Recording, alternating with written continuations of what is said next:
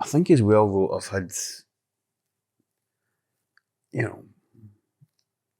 bad reactions in terms of disability in dating. People have sort of said, well, how do you do that? I mean, I would just kill myself. And I'm like, this is like speed dating. You're like, fuck off. Or, But that says so much more about them than it does about you. Yeah, but it really does, particularly if you're prone to listening to your inner critic. Yeah, it's painful. And people have said things like that to me, or have said things, and about, you should just get sterilised in case, and it's like, Jesus Christ, this is like a first date. So that really does knock your confidence. And, there's just been a lot of experiences like that where I suppose I've come to sort of believe that kind of stuff. And I really hear those experiences are difficult and they're painful. Yeah. But also, as you reflect on it and we're talking about it, how does it feel to recognize you've actually let those people influence your mindset? Because that's not the sort of people you want influencing how you think about your life. Yeah. Rationally, there's a part of me that thinks, oh, well, you shouldn't let these people get to you, or, but I guess it's not a rational thing. Yeah. It's not a rational thing.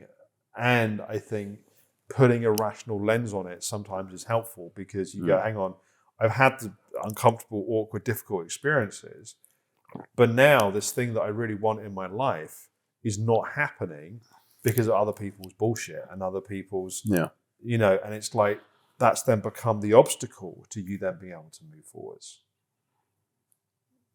And next time we can come to some strategies and tools and sort of ways to work with that.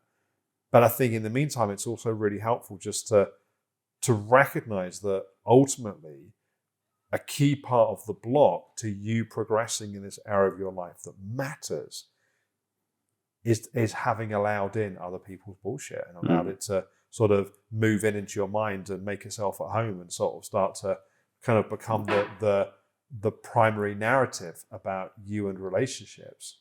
Whereas actually what it is other people's crap, basically. But it's sort of, it's moved in and made itself at home in your mind. Yeah.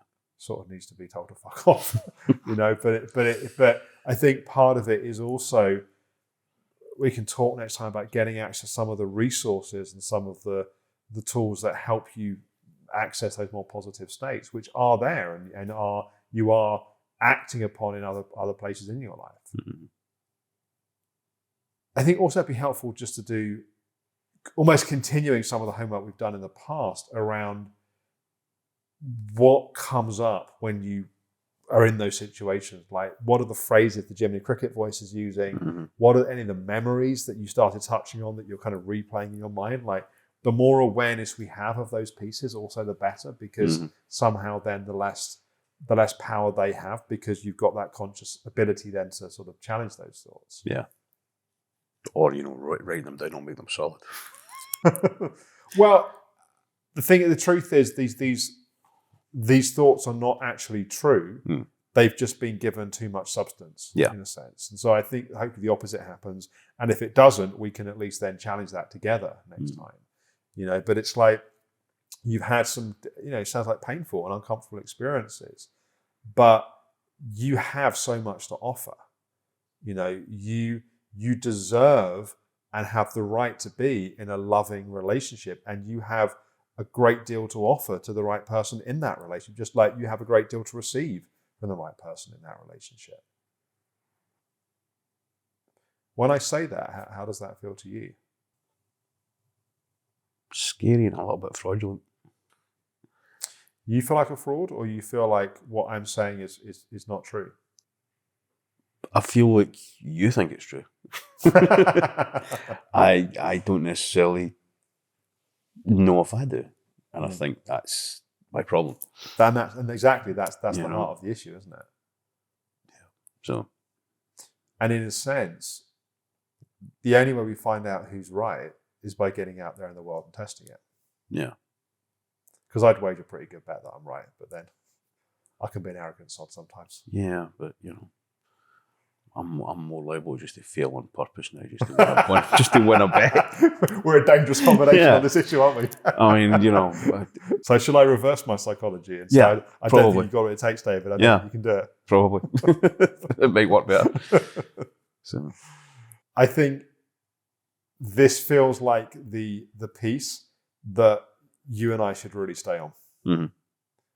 And I think you absolutely have the potential to change it, and it's not radically different to what we're already doing. It's just almost putting your commitment and your intention on this piece, bringing some insights, some understanding, getting in some more of the resources that are already there. And a little bit like the other areas, once you take enough steps forward, momentum will then carry you the rest of the way. But we need to get that forward momentum going in the first place.